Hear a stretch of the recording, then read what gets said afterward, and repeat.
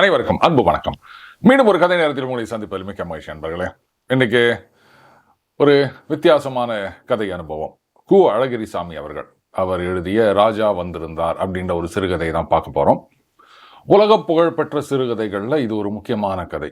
Sir, இது உலக புகழ்பெற்ற கதை அப்படின்னு யார் சொன்னா அப்படின்னா நான் தான் சொல்றேன். வேற யார் சொல்லணும்? நம்ம கிட்ட இருக்க பொக்கிஷங்களை நாமளே கொண்டாடலை அப்படின்னு சொன்னா அதோட ஒரு கேவலம் என்ன இருக்க முடியும் சொல்லுங்க. எப்படி வெள்ளைக்காரனோ இல்லை வெளிநாட்டுக்காரனோ வந்து ஆஹா இது வந்து சிறந்த கதை, சினிமா நாடகம் அப்படின்னு சொன்னாதான் அது உலக புகழ்பெற்ற கதையா? நம்ம கிட்ட ஏகப்பட்ட வைரங்கள் வைடூரியங்கள் இருக்கு. ஆனா அதை விட்டு நம்ம வேற எங்கேயோ கரியை தேடினுக்கிறோம். ரைட். உலகத்துல வந்து டாப் 10 சிறுகதைகள் அப்படின்னு சொன்னா கண்ணமூடின்னு சொல்வேன். அந்த 10ல் இந்த கதை இருக்கும். அண்டு சந்தேகம் இல்லாம சொல்வேன், அந்த 1வது இடத்துல இந்த கதை இருக்கும் அப்படின்னு. இந்த கதையை கேட்ட பிறகு உங்களுக்கு இந்த கதையிலிருந்து என்ன தெரியுது அப்படின்றத கமெண்ட்ல போடுங்க. நான் என்ன பார்த்தேன் அப்படின்றத அடுத்த வாரம் நான் உங்களோட ஷேர் பண்ணிக்கிறேன். ஒவ்வொருத்தருக்கும் ஒவ்வொரு மாதிரி தெரியும்.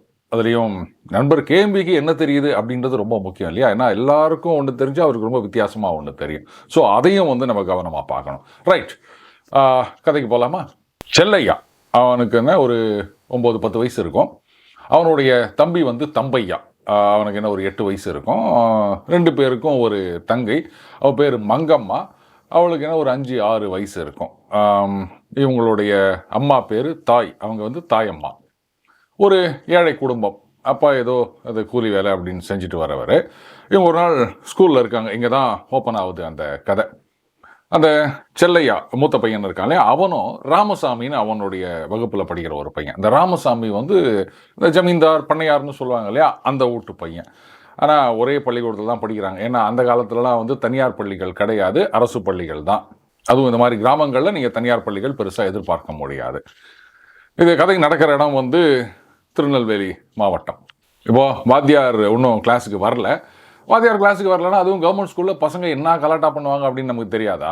அந்த மாதிரி அந்த ஜமீன்தார் வீட்டு பையன் ராமசாமியும் நம்ம ஏழை வீட்டு பையன் செல்லையாவும் ஒரு விளையாட்டை கண்டினியூ பண்ணிட்டு இருக்காங்க. அதாவது 2 பேரும் ஒரு புத்தகத்தை எடுத்துக்க வேண்டியது. இப்போது ராமசாமி என்ன பண்ணால் புத்தகத்தை திறந்து ஒரு 4 பக்கத்தை புரட்டி முதல்ல எங்கே படம் வருது அப்படின்னு பார்ப்பான். உடனே அண்ணாட இருக்க பையன் அவன் கையில் இருக்க புத்தகத்தில் அப்படியே புரட்டினே வரணும், அங்கே படம் வரணும். வந்துடுச்சுன்னா படத்துக்கு படம் சரியாயிடுச்சு அப்படின்னு. இவன் மறுபடியும் திருப்பும் போது படம் வந்துட்டு அங்கே படம் இல்லை அப்படின்னா அவன் தோற்று போயிட்டான்னு அர்த்தம். இதுதான் விளையாட்டு. அண்ட் ராமசாமி கையில் இருக்கிறது ஹிஸ்ட்ரி புக்கு, நிறைய படம் இருக்குது. ஆனால் செல்லையா கிட்ட இருக்க புக்கு அவன் ஒன்றும் ஹிஸ்ட்ரி புக்கு வாங்கலை, அதில் அவளோட படம் இல்லை, அதனால தோற்று போயிட்டான். உடனே அவன் சொல்கிறான், என்கிட்ட படம் காட்ட முடியாமல் தோற்று போயிட்டியா அப்படின்னு. இதெல்லாம் வந்து 50-60 வருஷத்துக்கு முன்னாடி எழுதப்பட்ட கதை. இன்றைக்கி நம்ம சொல்கிறோம்ல, என்ன சீன் போடுறியா அப்படின்னு. இது ஒன்றும் புதுசாக நம்ம கண்டுபிடிக்கல. அன்னைக்கே வந்து அழகிரிசாமி எழுதிட்டு போயிருக்கார், என்கிட்ட படம் காட்ட முடியலை அப்படின்னு. அதுக்குள்ளே வாத்தியார் வந்துடுறார். அவருக்கு எப்போவுமே பசங்க வந்து நோட்டு புத்தகத்தோடய கையில் பென்சிலோடையும் இருக்கணும், இல்லைன்னா ஒரு சத்தம் போடுவார். நிறையா பாடம் நடத்திட்டு போகிறார். பள்ளிக்கூடம் முடியுது, எல்லாம் வெளில வராங்க. ஆனாலும் இந்த பையன் சும்மா விடுறதா இல்லை. யார்? இந்த ஜமீன்தார் வீட்டு பையன். அவன் என்ன பண்ணுறான், இந்த 3 பசங்க செல்லையா, தம்பையா, மங்கம்மா வராங்க இல்லையா, அவங்க முன்னாடி போயிட்டு, ரத்யா சிலுக்கு சொக்கா உங்ககிட்ட இருக்கா அப்படின்னு கேட்குறான். உடனே இந்த பசங்க அவன் பணக்காரன் அப்படின்னு காமிக்கிறான் பாரு அப்படின்றாங்க. இவன் விட்றதா இல்லை, சிலுக்கு சொக்கா இருக்கா அப்படின்ன உடனே பாவம் அந்த செல்லையா தம்பையால் பதில் சொல்ல முடியல. அப்போ அவங்களுடைய தங்க அந்த மங்கம்மா வர என்ன பண்ணுறா, ஐயா சிலுக்கு சொக்கா எப்படி மெல்லிசா இருக்குது பார், சீக்கிரம் கிழிஞ்சிரும். என் கண்ணை சொக்கா பார்த்தியா எப்படி கனமாக இருக்குது, கிழியவே கிழியாது, இதுதான் வந்து நல்ல சொக்கா அப்படின்ன உடனே பாவம் அவனுக்கு என்ன சொல்லுதுன்னு தெரியல ராமசாமிக்கு. அந்த ஏழை வீட்டு குழந்தைகள்லாம் போடுற சொக்கா பார்த்துருக்கீங்களா? அந்த துணி வந்து கொஞ்சம் கனமாக இருக்கும், காட்டன் தான், அதுலேயே வந்து கொஞ்சம் கனமான துணியாக எடுப்பாங்க. ஏன்னா அப்போ தான் சீக்கிரம் கிழியாது அப்படின்றதுக்காக. அது சொக்கா டவுசரு 2மே கிட்டத்தட்ட ஒரே கனத்தில் தான் இருக்கும். ஆனால் அதையெல்லாம் கிண்டல் பண்ணாங்க. இன்னைக்கு வந்து சஃபாரி ட்ரெஸ் அப்படின்னு ஞாபகம் வருதா? மேலே கீழே 2ம் ஒரே துணியில் தைச்சி போட்டுக்கிறாங்க. அதெல்லாம் வந்து பணக்காரர்களுடைய அடையாளமா? ஏண்டா ஏழைங்க அதையே காசு இல்லைன்னு பண்ணால் அது வறுமை, ஆனால் நீங்கள் வந்து காசு கொடுத்து போய் இது மாதிரி பண்ணால் அது பெருமையா? சரி விடுங்க. இப்போ அந்த ராமசாமி என்ன பண்ணுறான், தோற்று போயிட்டோம் அப்படின்னோடனே டகால்னு ஒன்று எடுத்து விட்றான். எங்கள் வீட்டில் 6 பசுமாடு இருக்குது, உங்கள் வீட்டில் எத்தனை இருக்குது அப்படின்றான். பாவம் இந்த பசங்களுக்கு என்ன சொல்லுதுன்னு தெரியல. ஆனாலும் டகால்னு சமாளிக்கிறாங்க. எங்கள் வீட்டில் 9 கோழி இருக்குது, உங்கள் வீட்டில் இருக்கா அப்படின்றாங்க. அவன் சொல்லலாம், எங்கள் வீட்டில் நாங்கள் எதுக்குடா கோழி வளர்க்கணும், நாங்கள் என்ன கோழி அடிச்சியா சாப்பிட போகிறோம், 6 பசு இருக்குது. என்ன எங்கள் வீட்டில் 9 கோழி இருக்குது, உங்கள் வீட்டில் 9 கோழி இருக்கா, 9 கோழி இருக்கா அப்படின்ன உடனே பாவம் ராமசாமிக்கு ஒன்றும் சொல்ல முடியல. இவங்களாம் ஒன்று தோத்தாங்கொழி அப்படின்னு கத்திக்கினே பின்னாடி போகிறாங்க. அதுக்குள்ளே ராமசாமியோடைய வீடு வந்து விடுகின்றது. அவன் வீட்டுக்குள்ளே எஸ்கேப் ஆயிடுறான். அப்போது அந்த வீட்டுக்குள்ளே ஏய் யாராதே அப்படின்ட்டு கத்திட்டு வரான். அந்த பசங்க ஓடி வந்துடுறாங்க. வீட்டுக்கு வந்த உடனே அடுத்த நாள் தீபாவளி. அந்த பசங்க அம்மா கிட்ட கேட்குறாங்க, அம்மா ஐயா வந்துட்டாரா அப்படின்னு. அந்த பக்கத்தெல்லாம் வந்து அப்பாவை ஐயான்னு தான் சொல்லுவாங்க. அம்மா வந்து இல்லையே வரலையே அப்படின்றாங்க. பசங்க 2 பேரும் சோர்ந்து போயிடுறாங்க. நான் மங்கம்மா மட்டும் நீ பொய் சொல்கிற அப்படின்ட்டு உள்ளே போனோடனே போக்கிரி பொண்ணை கண்டுபிடிச்சிட்டியா அப்படின்ட்டு அந்த பொட்டியை திறந்து பாருங்க அப்படின்றா அம்மா. அந்த பொட்டிக்குள்ளே வந்து மல் பனியன் 2ம் டவுசர் 2ம் இருக்குது. அதை 2 பசங்களும் அவங்க சைஸுக்கு ஏற்ற மாதிரி எடுத்துக்கிறாங்க. அதுக்கப்புறம் ஒரு சீட்டி பாவாடை சொக்கா இருக்குது, அது வந்து மங்கம்மாவுக்கு. அதுக்கப்புறமா ஒரு துண்டு இருக்குது, நம்ம டவல்னு சொல்கிறோம் இல்லையா, அந்த மேல் துண்டு. அந்த பொண்ணு கேட்குது, அம்மா உனக்கு அப்படின்ன உடனே எனக்கு தான் 2 சீலை இருக்குது, அப்புறம் என்னத்துக்கு அப்படின்றா தாயம்மா. அப்போது இந்த துண்டு இது அப்பாவுக்கு மட்டும் துண்டு எதுக்கு அப்படின்னு கேட்குது அந்த பொண்ணு. அப்படி இல்லைம்மா, பாவம் எத்தனை நாளைக்கு பழைய வேட்டியே மேலே போட்டு போவார், அவர்கிட்ட துண்டே இல்லை இல்லையா, அதனால் அவர் துண்டு வாங்கினார்.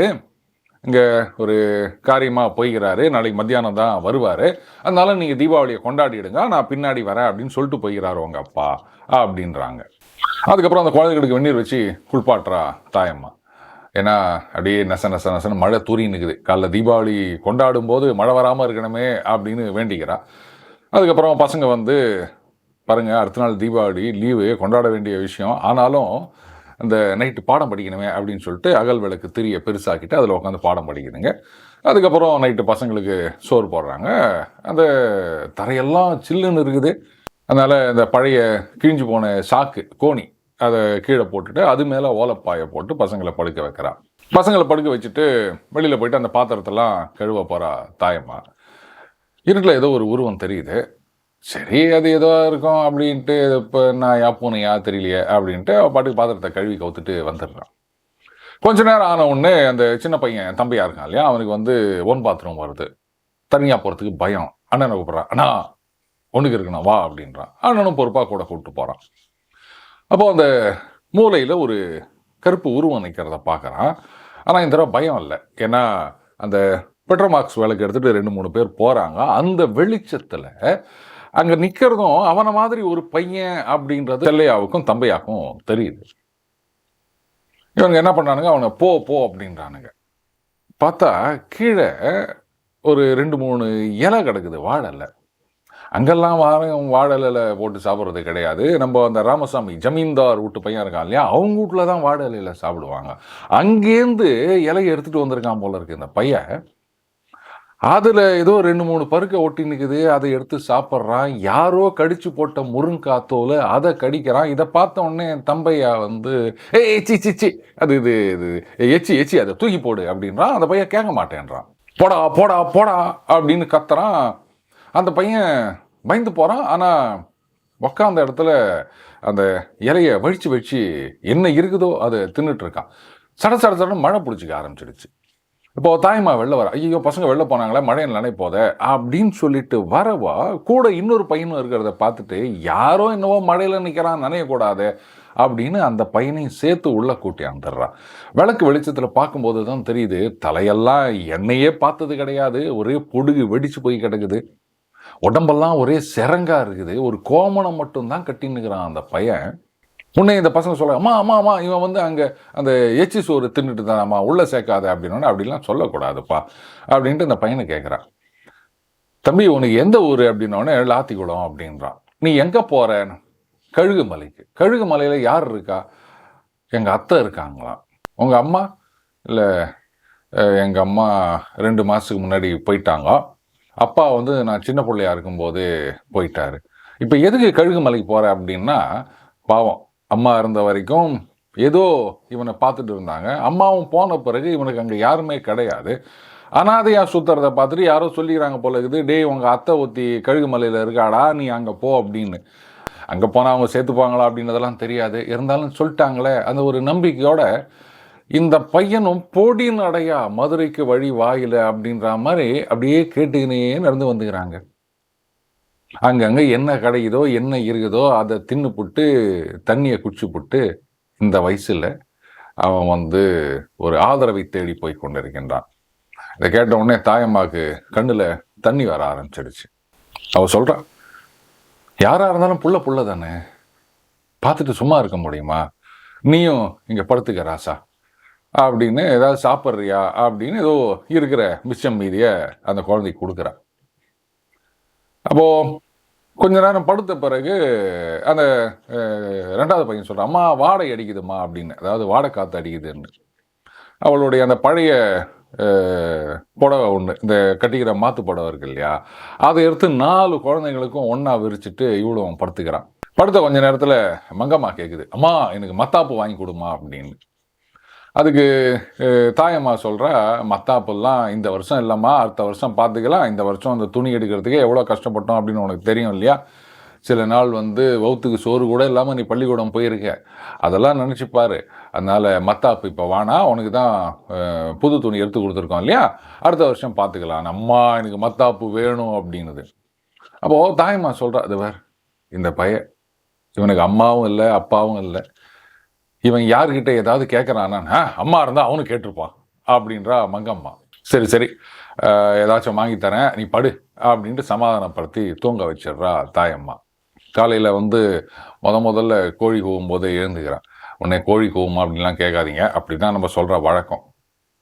எழுந்துட்டு வெந்நீரை வச்சுட்டு இந்த பசங்களை ஒரு வழியாக எழுப்புறான், எல்லாத்துக்கும் தலையில் எண்ணெய் வைக்கிறான். அப்படின்னும் போது இந்த பையன் அவனை கேட்குறா, தம்பி உன் பேர் என்ன அப்படின்னா, அவன் ராஜா அப்படின்னு சொல்லியிருப்பான்.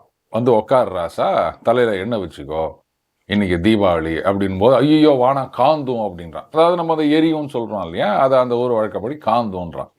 நான் அரப்பு வைக்கல ராசா, நான் உனக்கு அந்த சீக்கா தான் போடுறேன், அது வந்து குழுன்னு தான் இருக்கும், வா அப்படின்னா அவன் சொல்ல வரமாட்டேங்கிறான். அவனை இழுத்து உட்கார வச்சு, இன்னொரு வீட்டு பிள்ளையா இருந்தாலும் விட்டுறதுக்கு மனசு வருமா, நம்ம வீட்டு பிள்ளை மாதிரி தானே அதுவும் அப்படின்ட்டு அதன் தலையில் எண்ணெய் வச்சு அந்த சீக்காயை போட்டு தேய்க்கும் போது அந்த பையன் கத்துறான், இன்னியோட உன்னை பிடிச்ச பீடையெல்லாம் போயிடுச்சுன்னு நினச்சிக்கோ ராசா.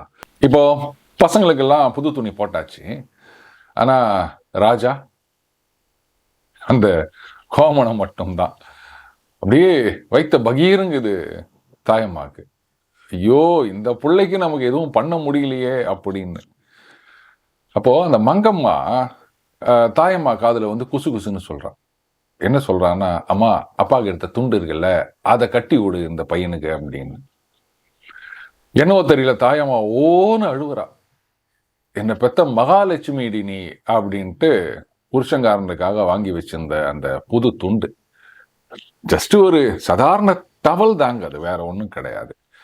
அதை எடுத்து அந்த ராஜான்ற அந்த பையனுக்கு கட்டி விட்டு, போங்கடா போய் தீபாவளி கொண்டாடுங்க அப்படின்னுட்டு எல்லாருக்கும் தோசை சுட்டு தரா, முதல்ல சாப்பிட்டுட்டு போங்க வாங்க.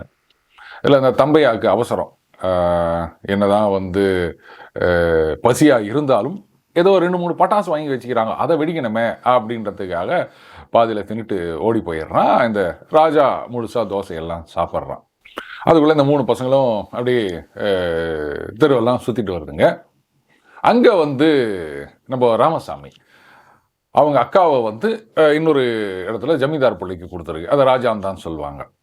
அதனால் நாள் ராத்திரி வரப்போகிறார் ராஜா. அதுக்காக ஏற்பாடுகள் எல்லாம் வந்து தட்டப்பட்டெல்லாம் நடந்துருக்குது. அப்படியே தெரு முழுக்க வாழை மரம் கட்டி வச்சுக்கிறாங்க, அந்த தெருவை அடைச்சி பந்தல் போட்டுக்கிறாங்க, பட்டாசெல்லாம் கண்ணா வினான்னு வாங்கி வச்சுக்கிறாங்க. என்னதான் இருந்தாலும் ஜமீன்தார் விட்டு புள்ள இல்லையா, ராஜான்னு தானே சொல்லுவாங்க. அவர் வராரு அப்படின்றதுக்காக 100 தலைவாழையில் அப்படியே கூடையா பூ இதெல்லாம் ஏற்பாடு பண்ணி வச்சுக்கிறாங்க. தலை தீபாவளி வேற கேட்கணுமா. ஒரு வழியாக ராசாவும் நாள் ராத்திரியே வந்துட்டாரு. அன்னைக்கு தெருவே அல்லோலப்படுது, பட்டாசெல்லாம் அப்படியே சக்கையாக வெடிச்சு தள்ளுறாங்க ராமசாமி அண்டு கோ. அப்போது இந்த பசங்க அந்த தெரு வழியாக போகும்போது இந்த ராமசாமி இந்த பசங்களை பார்த்து சொல்கிறான், எங்கள் வீட்டுக்கு ராஜா வந்திருக்கார், உங்கள் வீட்டில் ராஜா இருக்காரா அப்படின்னு கேட்கும்போது இந்த மங்கம்மா பட்டுன்னு சொல்லுது, எடவாடா எங்கள் வீட்டுக்கு தான் ராஜா வந்திருக்கார் அப்படின்னு சொல்லிட்டு இவங்க பாட்டுக்கு போய் நேர்கிறாங்க. இதுதான் நண்பர்களே அந்த சிறுகதை. இது வந்து உலக புகழ்பெற்ற சிறுகதைகளில் டாப் 1 அப்படின்னு நான் சொன்னேன்னா அதுக்கு மிகப்பெரிய காரணம் இருக்கின்றது. அதை இன்னொரு கதை நேரத்தில் நான் உங்களோட ஷேர் பண்ணிக்கிறேன். மறுபடியும் சொல்கிறேன், இந்த கதையில் நீங்கள் பார்த்த புரிந்து கொண்ட விஷயங்களை தயவு செஞ்சு கமெண்ட்டில் போடுங்க. இது கலடாஸ்கோப் மாதிரி ஒவ்வொருத்தருக்கும் ஒவ்வொரு விஷயங்கள் புரிபடலாம். அண்டு ஒருத்தருக்கே ஒவ்வொரு தடவை கேட்கும் போதும் படிக்கும் போதும் வித்தியாசமான அனுபவங்கள் வரலாம். அதனால தான் கேட்குறேன், உங்களுடைய கருத்துக்களை தயவு செஞ்சு நீங்கள் கமெண்ட்டில் பதிவு பண்ணுங்கள். மீண்டும் அடுத்த பதில் இணைந்திருப்போம். வணக்கம்.